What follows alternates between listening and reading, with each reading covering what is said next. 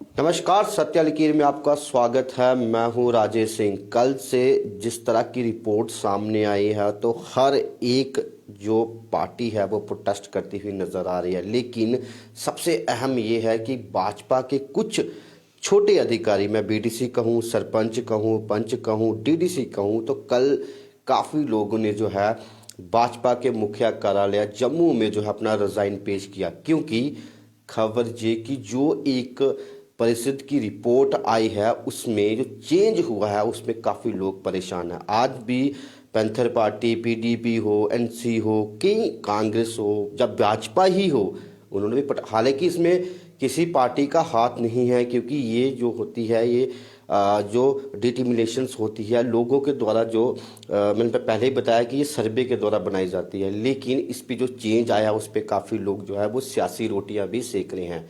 और उसके बाद आज जम्मू कश्मीर के जो हालात हैं उस पर भी बात करेंगे, लेकिन बात किससे करेंगे?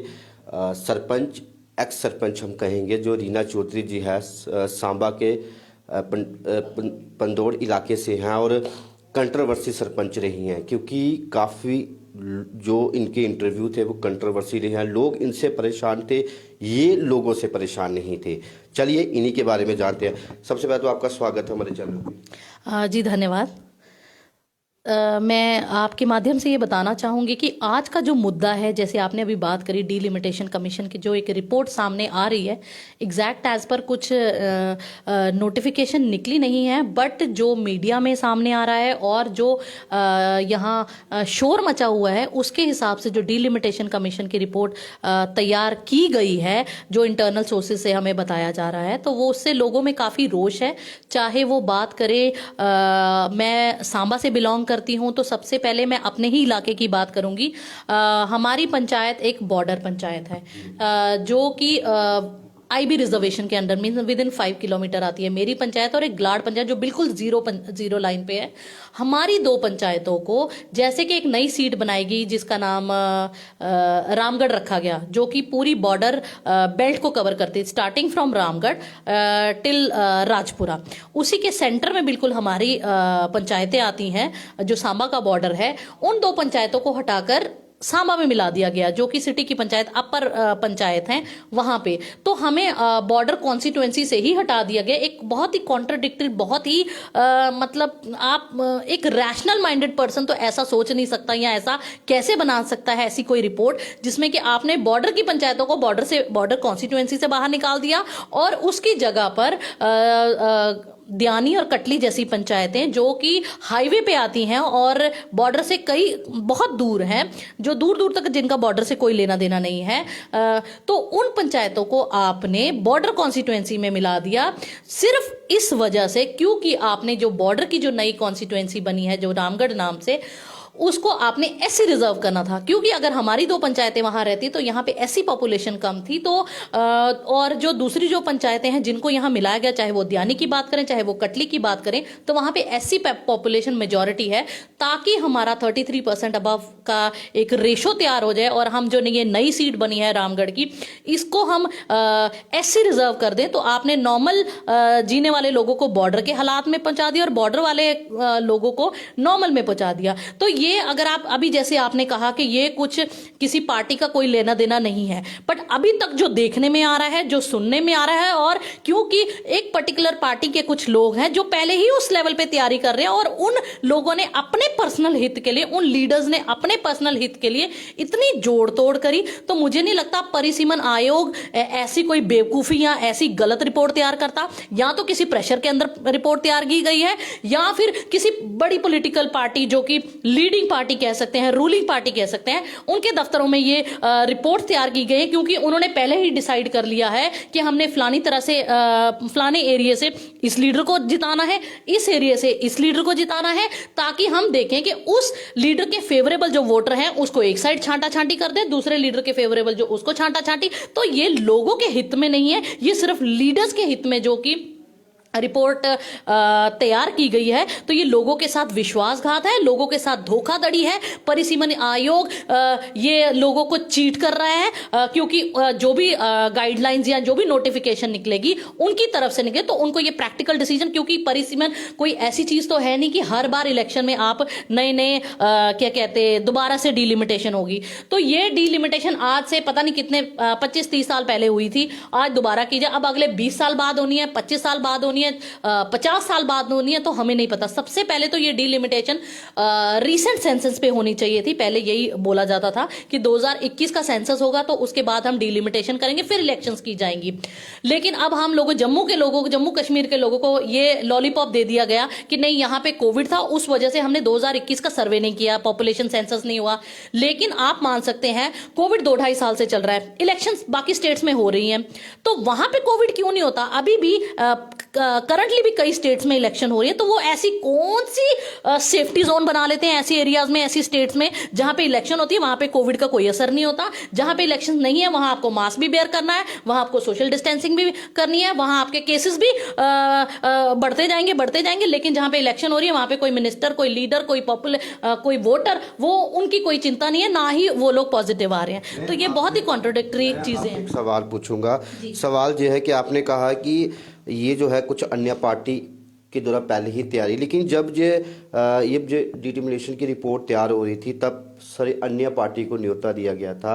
उसमें काफ़ी लोग, जो पार्टियां थी, हर एक पार्टी को जो है न्योता दिया गया था, उनके कहने पे ही ये सहमति सारी बनाई। जी नहीं, सिर्फ न्योता दिया जाता है कागजों में दिखाने के लिए कि हमने उन लोगों को इनवाइट किया है, अटेंडेंस मार्क मुझे लगता है कर ली जाती होगी, बट उनके द्वारा जो सबमिशंस होती हैं, जो वो रिपोर्ट्स पेश करते हैं, उनकी जो सजेशंस होती हैं, उनको कंसीडर नहीं किया जा सकता। कंसीडर सिर्फ उन लोगों को किया जाता है जिनको पहले ही डिसाइडेड है कि हमने इनको जिताना है, हमने इनको इलेक्शन लड़ानी है, इनको ये करनी है। बाकियों को सिर्फ एक खाना पूर्ति के लिए, सिर्फ आई वॉश के लिए लोगों को बुलाया जाता है। चाहे वो बाकी पार्टियों की पार्टिसिपेशन की बात करें तो ये लोगों को जो है बेवकूफ बनाया जा रहा है। बाकी पार्टियों के साथ भी धोखाधड़ी हो रही है और सबके साथ धोखाधड़ी हो रही है। ये बहुत ही गलत है जो आज की परिसीमन आयोग की रिपोर्ट आई है। इसमें मैंने एक चीज और देखी, इसमें कुछ पर्टिकुलर लोगों को टारगेट किया गया है। चाहे मैं सिख कम्युनिटी की बात करूं, चाहे मैं जाटों की बात करूं, चाहे मैं बिकॉज बीइंग मैं भी जाट समुदाय से बिलोंग करती हूं, मैं भी जाट सभा की विमेन प्रेसिडेंट हूं सांबा डिस्ट्रिक्ट की। मैं उन लोगों के, अपनी बिरादरी के लोगों के साथ भी हमारे साथ धोखा किया जा रहा है, क्योंकि जहां जहां हमने देखा कि हमारी कम्युनिटी से लीडर्स, अच्छे लीडर्स थे, उन एरियाज को पर्टिकुलरली टारगेट करके इन्होंने रिजर्व कर दिया।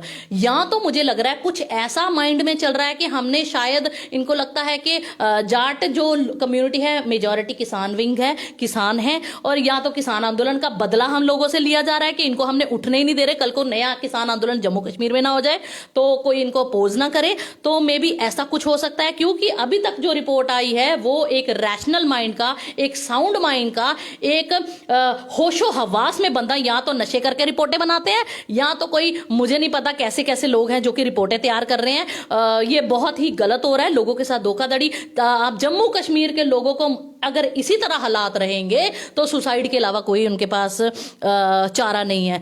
तो मुझे नहीं पता ये लोग सिर्फ वोटों की राजनीति क्यों की जा रही है। अगर हम बात करते हैं कि जम्मू कश्मीर को हम अच्छे दिन आएंगे, आगे लेके जाएंगे, तो ये आगे नहीं, जम्मू कश्मीर को कई पीढ़ियां पीछे करने की बात की जा रही है। जिन कॉन्स्टिट्यूंसी, जैसे अपनी कॉन्स्टिट्यूंसी की बात करूं जिसका मुझे बहुत दुख हो रहा है, अगर हमें बॉर्डर से बाहर निकाल दिया गया तो हमारी यहाँ की बॉर्डर रिजर्वेशन खत्म कल को आने वाले दिनों में, क्योंकि जो बेनिफिट्स बॉर्डर कॉन्स्टिट्यूंसीज को मिलेंगे, क्योंकि सेंटर से स्कीम्स आएंगी। सपोज ये बॉर्डर कॉन्स्टिट्यूंसी है, उनका अलग फंड आएगा, जो नॉर्मल कॉन्स्टिट्यूंसीज हैं उनका अलग फंड आएगा। तो जो लोग हमें बॉर्डर से ही निकाल दिया गया, चाहे वो हमारी जैसी मूलभूत आवश्यकताएं, चाहे वो बंकर्स हो, चाहे वो नौकरियों में रिजर्वेशन हो, चाहे वो जैसे बॉर्डर बटालियन जैसी हमारे लिए जॉब्स निकलती हैं, तो हमारे लोग उन फैसिलिटी से मरहूम रह जाएंगे, उनको ये नहीं फायदा मिलेगा, तो आने वाली कई पीढ़ियां हमारी नष्ट हो जाएंगी। हमारे लिए ये बहुत ही चिंता का विषय है, हमारे लिए ये बहुत ही दुख की खबर है। हम लोगों को खत्म किया जा रहा है। रीना जी, मैं अगर थोड़े देर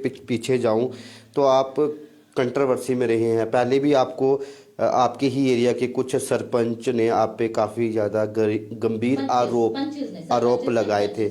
उसके बाद जो है आपके कंट्रोवर्सी रहे, फिर आपको सरपंच से भी हटाया गया था। तो इसीलिए हटाया क्योंकि आप सामने आते थे, खुल के बोलते थे क्या यही सजा है, जब आप सामने बोलोगे तो आपको भी हटाया गया? आजकल सच की कीमत चुकानी पड़ती है, झूठ का फायदा होता है। तो मैं अपनी कंट्रोवर्सी की बात करूंगी। मैं थैंकफुल हूं, मेरे एरिया के ऑलमोस्ट सारे सरपंच मेरे साथ हैं, मेरे एरिया के लोग मेरे साथ हैं, लेकिन कुछ गिने चुने 10-12 लोग हैं जिनमें मेरे पंचेस आते हैं, जिनमें मेरे हारे हुए वो लोग जिन्होंने मेरे खिलाफ इलेक्शंस आ रही हैं, और कुछ पॉलिटिकल लीडर्स हैं जिनकी आंखों में मैं खटकती हूं, जिनकी मैं गंदी राजनीति नहीं चलने देती, उनको मेरे से तकलीफ है।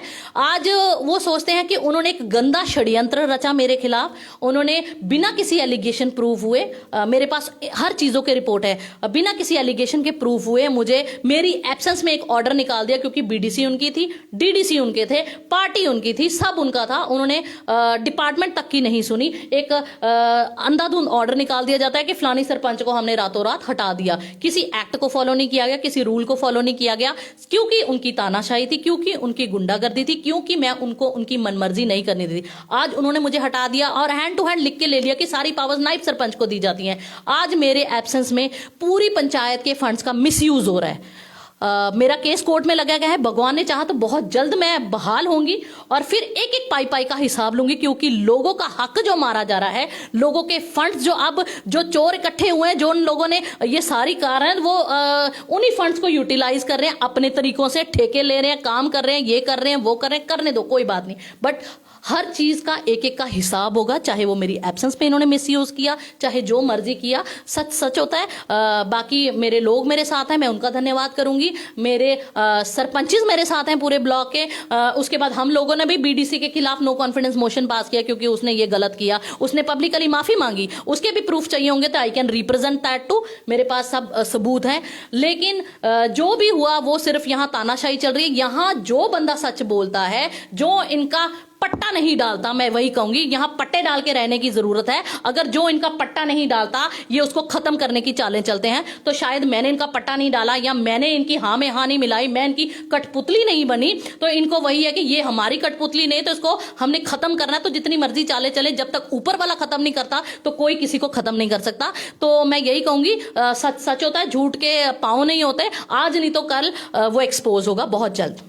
और इसके बाद मैं एक चीज और बताना चाहूंगी, जैसे इन्होंने मेरे पे एलिगेशन लगा के मुझे हटा दिया, उसके बाद मैंने एक इंक्वायरी कंडक्ट करी नेशनल कमीशन फॉर वुमेन्स की, दिल्ली से टीम आई है, उन्होंने प्रॉपर मेरे केस की इंक्वायरी करी है, उसकी रिपोर्ट मेरे पास है, जिसमें वो डीसी से मिले हैं, एसएसपी से मिले हैं, डिपार्टमेंट बीडीओ से मिले हैं, एसीपी से मिले हैं, पंच से मिले हैं, सरपंच से मिले हैं, मेरे इलाके के लोगों से मिले हैं। उन्होंने प्रॉपर इंक्वायरी करी, 2 दिन दिल्ली से यहां से टीम आके इंक्वायरी करती है। उस इंक्वायरी की रिपोर्ट मेरे पास है, जिसमें क्लियरली मेंशन किया गया कि एक औरत को हरास किया जा रहा है। वो सबूत भी जरूरत है तो मैं आप उसको पब्लिश कर सकते हैं। क्लियरली लिखा गया कि कोई भी एलिगेशन नहीं प्रूफ होते, सिर्फ एक औरत होने की वजह से इसको टारगेट करके हरास किया जा रहा है। तो मेरा केस अभी कोर्ट में है, तो कोर्ट भी मुझे लगता है आज की डेट में एक जैसे हम फिल्मों में देखते थे अंधा कानून है, तो वो अंधा कानून चल रहा है। बट चलो, कभी ना कभी तो आंखें खुलेंगी, कभी ना कभी तो सच सामने आएगा। मैंने उस सारी रिपोर्ट्स उसमें भी साथ में लगाई हैं। तो बाकी कोर्ट के हाथ में है, जब वो फैसला लेता है, जैसे ही फैसला होगा तो होप सो मैं ये भी आप लोगों के सामने डिस्क्लोज करूंगी जी। तो ये थे हमारे सरपंच, एक्स सरपंच अरीना चौधरी जी, और इन्होंने अपना पक्ष जरूर रखा जो इन पे कुछ देर पहले एलिगेशन लगाए थे। लेकिन हमारा जो काम होता है कि दूसरे पक्ष के भी सुनना, और हमने इनकी पक्ष भी सुनी, तो जब भी हमारे पास हमें भी मौका मिलेगा तो हम दूसरे पक्ष की भी जरूर सुनेंगे। लेकिन बात अब पुरानी हो चुकी है, अब इनको सरपंच से हटा दिया गया है, और इन्होंने यो एक अपनी दबंगगिरी वहाँ पे दिखाई थी, शायद उसकी वजह से भी हो सकता है। वो पक्ष जब सुनेंगे हम तो तभी बता सकते। तो इसी तरह की और भी रिपोर्ट्स हम आपको देते रहेंगे। जुड़े रहिए सत्य लकीर के साथ। जय हिंद।